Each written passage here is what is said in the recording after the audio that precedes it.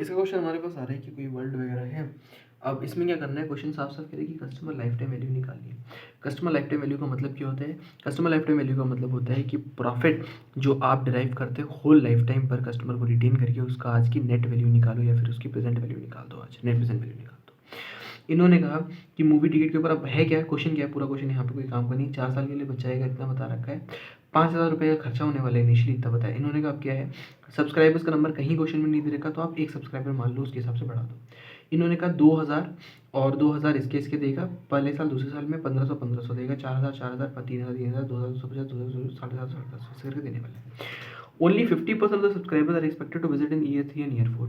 यानी कि आपने यहाँ पर 2,000 लिया, तो यहाँ पर 1,500 इंटू 0.5 और 1,500 इंटू 0.5 ले लेना। ठीक है, ठीक है। यहाँ पर एक एक बच्चा है, यहाँ पर आधा आधा बच्चा आएगा। फिर जो एक बच्चा आया था, उस एक बच्चे में से 75% ही है जो फूड और बेवरेज खरीदेगा। तो यहाँ पर अगर आपने एक बच्चा लिया था, तो यहाँ पर क्या करोगे, 0.75 इंटू 4,000 के हिसाब से रेवेन्यू आएगा। ठीक है। और इसके दिन उन्होंने कहा कि चारों साल में 75 बचे ही जो। अब यहाँ पर 3,000 इंटू 0.75 कर दोगे, वो तो ठीक है, लेकिन बच्चा कितना आया, आधा बच्चा है ना, तो 3,000 इंटू 0.75 इंटू आधा बच्चा इंटू 0.5 कर दो, क्योंकि आधा ही आया था ना यहाँ पर, उसके हिसाब से इसको निकाल देना। 25% जो सब्सक्राइबर हैं वो खरीदेंगे, तो यानी कि यहाँ पर तो एक था पूरा पूरा, तो 2,250 इंटू 0.5 कर देना। और यहाँ पर आधा आया था, तो 750 इंटू 0.5 इंटू 0.1 कर देना। कैसे करके करेंगे इस क्वेश्चन को? तो इस क्वेश्चन को करने का आपके पास सिंपल सा तरीका है। 2,000 2,000 1,500 1,500 करके हमने लिया। ठीक है, 2,000 इंटू वन कर दिया। फिर हमने कहा 75% ही खरीदेगा चारों साल में। हमने देखो इसका 75% चारों साल में कर रखा है। 75% of this 75% of this 75% of एक। यहाँ पर कितना है, यहाँ पर एक बचा हमारे पास, यहाँ पर 50% था, तो उसका हमने 50% का 75% कर दिया। ऐसे यहाँ पर 25% एक का किया, 25% एक का किया। फिर हमने यहाँ पर 10% हो गया, तो 10% 0.1 का किया, 10% 0.1 का किया, ऐसे करके मेरे पास निकल के आ गया टोटल।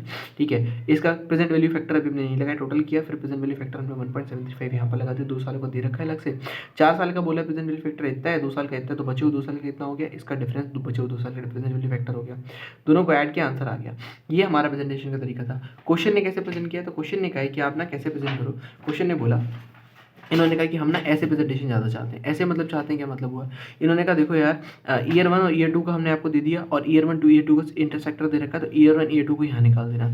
ईयर 3 ईयर 4 को यूज़ करके ईयर 3 ईयर 4 को यहाँ निकाल देना। फिर क्या होगा, इससे क्या होगा, आपका ना मूवी का अलग से पता होगा हमें, इसका अलग से पता होगा, इसका अलग से पता होगा, अलग अलग पता होगा, तो पता चलेगा कि कौन सा सेगमेंट है जो हमें ज़्यादा प्रॉफिट कमा के दे रहा है। वो चीज़ ज़रूरी भी होती है, इसलिए आप इसको ऐसे ही प्रेजेंट करना, ये इन्होंने यहाँ पर बोल रखा है। बाकी क्वेश्चन ईजी है, एक बार प्रैक्टिस करोगे आ जाएगा आपको। चलो, customer selection, acquisition, retention, extension, ये हमने बात कर भी ली थी। एक बार और बात करते हैं। कस्टमर सिलेक्शन का मतलब क्या होता है, तो हमने कहा कस्टमर सिलेक्शन का मतलब होता है कि कौन सा कस्टमर को टारगेट करने की सिलेक्ट करो सबसे पहले। ठीक है, हमने सिलेक्ट कर लिया। फिर कस्टमर को अक्वायर करना है। अक्वायर कैसे करोगे, तो उन्होंने कहा या फिर तो पुरानी ट्रेडिशनल टेक्निक्स का इस्तेमाल कर लो, कैसे उसको, या फिर तो ऑफलाइन टेक्निक्स का इस्तेमाल कर लो, कैसे एडवर्टाइजिंग दे देना और डायरेक्ट मेल भेज देना। ठीक है, या फिर नई टेक्निक्स का इस्तेमाल करो। नई टेक्निक्स क्या होती है, तो उसने कहा वायरल मार्केटिंग, इंटरेक्टिव एड जो होते हैं, ऑप्टी ईमेल होता है, या फिर सर्च इंजन मार्केटिंग होती है, ये वाली मार्केटिंग का इस्तेमाल कर सकते हो कस्टमर को अक्वायर किया।